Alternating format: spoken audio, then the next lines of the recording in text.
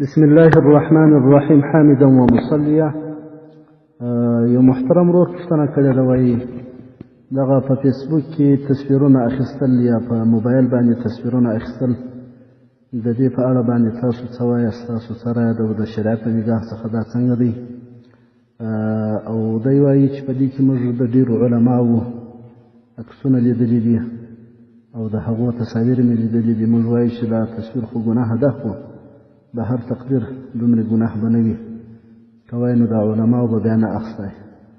دغه محترم ورور د دغه پوښتنې جواب زموږ د فقه حنفي د رویه څخه دا دی چې محترم ورور د بنوري ټاون جامعه بنوري ټاون کراچي څخه یو دارالافتا چې هغه خپله دارالافتا ده، په د هغې دارالافتا څخه دغه یوه مسله جاري شوې ده چې په هغه مسله کې هغه استفتاء په داسې شکل باندې ده: آج کل فیسبوک عام ہے اور اس میں لوگ اپنی تصاویر چسپاں کرتے ہیں، پھر ان کے دوست احباب فرینڈ لسٹ والے ماشاء اللہ کے الفاظ لکھتے ہیں.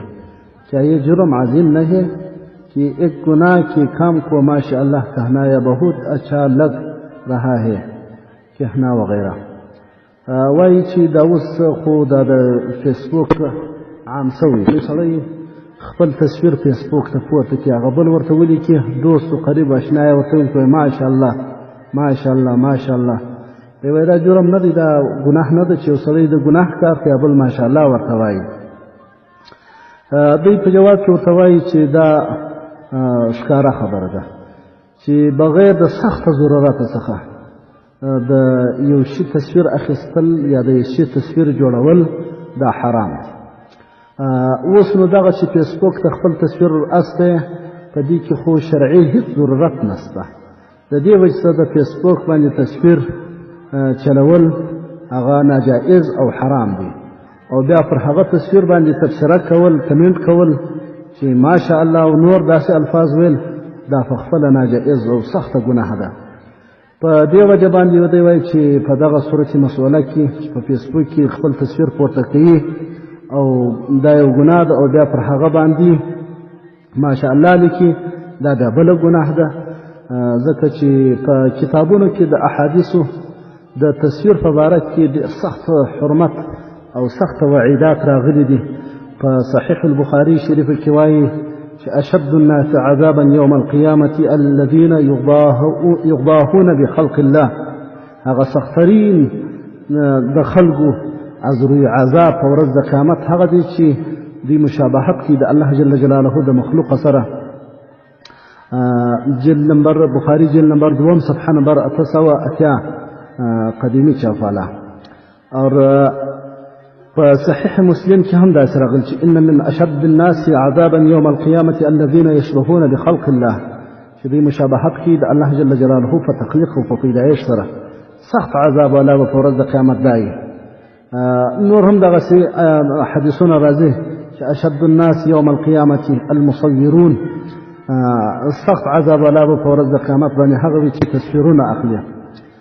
نو فلهذا محترمو دغسې عمل کول په فیسبوک کې، یا خپل تصویر پورته کول یا د بل چا تصویر پورته کول، یا داسې چې بې له شرعي ضرورته چې په هغه کې هېڅ ضرورت نه بالا خالي خپل د خواهش په خاطر باندې داسې کار کول، دا ټوله حرام او ناجائز دي، ځکه دا د الله جل جلاله د خلق سره تشبیه ده.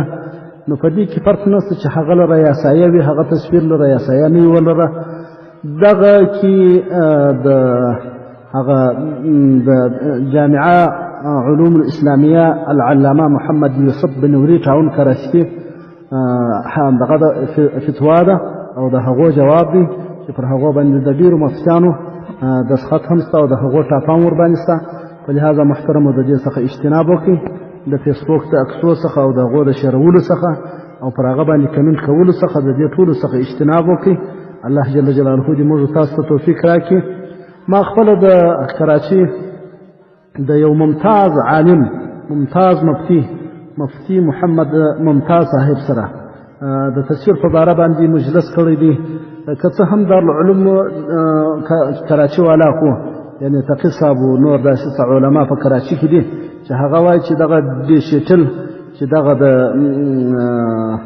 موبایل تصویرونه دي هغه داسې څه وایي چې دې کې څه مشکل به نه وي خو لیکن په دې باندې مفتي احمد ممتاز صاحب او نور داسې علما لکه احسن الفتاوا مفتي رشید احمد صاحب هغه ډېر ټینګ پر دې باندې ولاړ دي. مفتي احمد ممتاز صاحب وویله چې تر هغه وخته پورې په موبایل کې تصویر حکم نه لري چې داسې په هغه کیمره کې هغه د انسان عکس ښکاره کړي داسې مثال دی لکه په اوبو کې او هر کله چې دا بټن کښېږده بیا ستا عمل ورسره پیدا سو اوس یې د تصویر حکم سو نو په لحاظه بیا حرمت لري او دا ډېر ښه قناعت بخشه دلیل هم په لحاظه د علماو په تصویرو پسې به نه ګورځو د یو عالم په عمل سره ګناه او حرام کار ځکه په تصاویرو کې بیخي نصوص قطعیه شته نو د یو عالم په کولو سره یو ګناه یو ناروا کار حلالېږي نه هر څومره علما که دا کار وکړي هر څومره ښه بزرګان او صوفیان خلک که دا کار وکړي بیا هم حلالېږي نه چې یو شی حرام وي نو حرام دی باید چې موږ د دې څخه اجتناب او ډډه وکړو. السلام علیکم ورحمة الله.